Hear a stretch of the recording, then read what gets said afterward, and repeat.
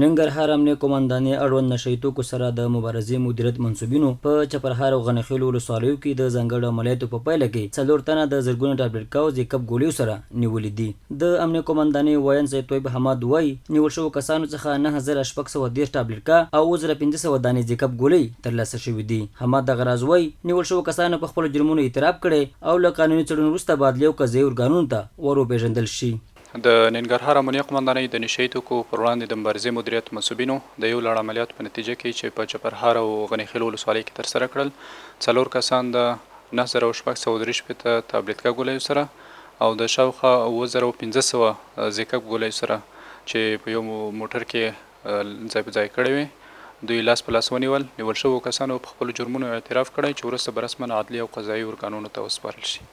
بل ورته نیول شوي کسان په خپلو جرمونو اعتراف کوي او وایي مارکو کې مې کور دی. پرون مازدیګر مجاهدینو زموږ په کور باندې چاپه وواله. په کور کې مې ټابلیټ کا او زیکب ګیر شو او دلته مجاهدینو راوړم. دا ډېر اخوندزاده اوسېدونکی یم. دا زیکب ګولۍ ما سره په کور کې غوښتلې مې چې انډیوالانو ته تسلیم کړم. لار کې مجاهدینو ونیول.